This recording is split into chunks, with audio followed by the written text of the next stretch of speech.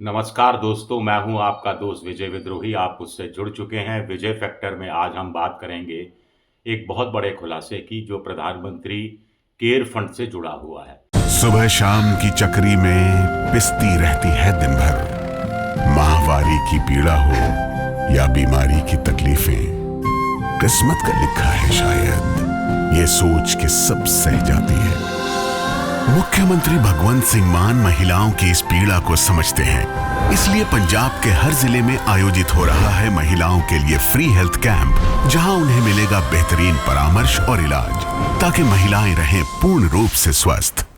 आपको ध्यान होगा कि कोविड काल में प्रधानमंत्री पीएम केयर फंड शुरू किया गया था। इसको लेकर विवाद भी पैदा हुआ था, विवाद सुप्रीम कोर्ट भी पहुंचा था। मोटे तौर पर लोगों का कहना था कि जब पीएम रिलीफ फंड है, पीएम डिजास्टर मैनेजमेंट फंड है, तो फिर ये अलग से पीएम केयर फंड की आखिर ज़रूरत क्या है।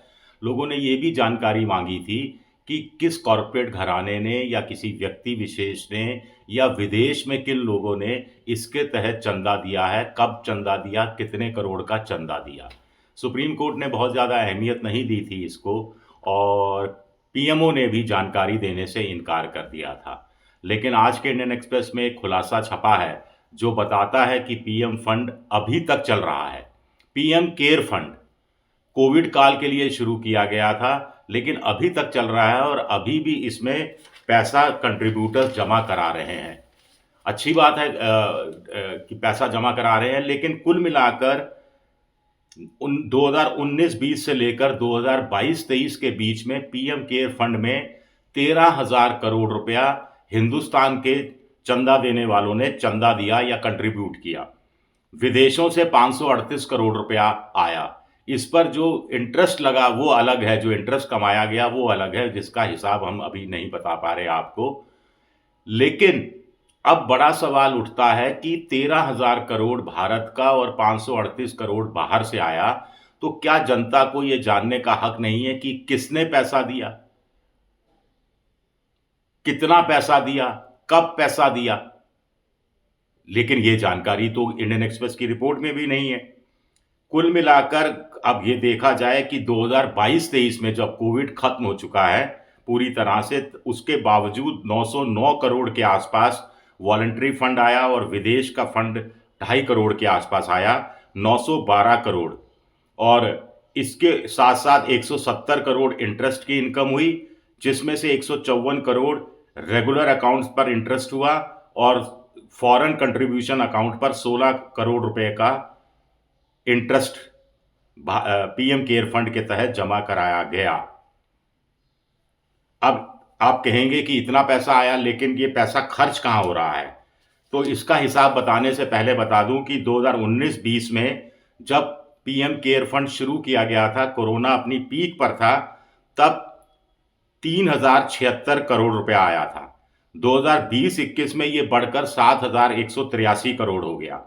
2021-22 में ये घटकर 1,896 करोड़ हुआ, लेकिन 2022-23 में ये और ज़्यादा घटा और 909 करोड़ 64 लाख रुपया हो गया। लेकिन पीएम केयर फंड में पैसा आना लगातार जारी है, और पीएम केयर फंड जो उस समय माना जा रहा था कि कोविड काल के लिए, वो स्थायी बन गया है।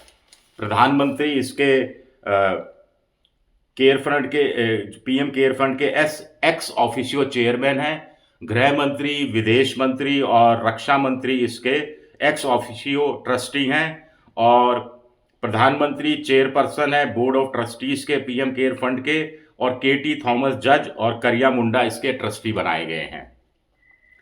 कुल मिलाकर 2022-23 में पीएम केयर फंड से 346 करोड़ रुपए बच्चों पर खर्च हुए, 91.87 करोड़ रुपया 99,986 ऑक्सीजन कंसंट्रेटर की खरीद पर खर्च हुआ, एक 1.51 करोड़ कंट्रीब्यूशन रिफंड किया गया, 24,000 रुपये लीगल चार्जेस, 278 रुपये बैंक चार्जेस और एसएमएस पर खर्च किए गए।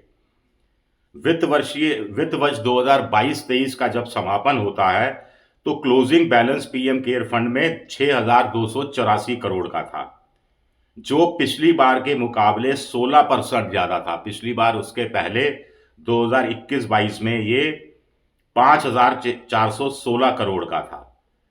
अब इसमें एक चीज बड़ी इंटरेस्टिंग है कि 13,000 करोड़ कुल मिलाकर अभी पीएम केयर फंड में है वॉलंटरी। विदेश का भी पैसा जोड़ दिया जाए तो 538 करोड़ है, और 2019-20 से लेकर 2022-23 के बीच में 565 करोड़ रुपए इंटरेस्ट से, ब्याज से कमाए गए। अब एक थोड़ा सा मेरी तरफ से एक ऐतराज है, कुछ कोई हो सकता है इसको समझाने की कोशिश करे, कि कुल मिलाकर कॉर्पोरेट सोशल रिस्पॉन्सिबिलिटी एक्सपेंडिचर भी कंपनी एक्ट 2013 के तहत इसके तहत जमा कराया जा सकता है। अब पीएम केयर फंड तो खास मौकों के लिए है, क्योंकि इसकी डेफिनेशन भी यही है कि keeping in mind the need for having a dedicated fund with primary objective of dealing with any kind of emergency और distress situation like post by कोविड-19 pandemic and to provide relief to the affected. तो खास मौकों के लिए primary तौर पर है।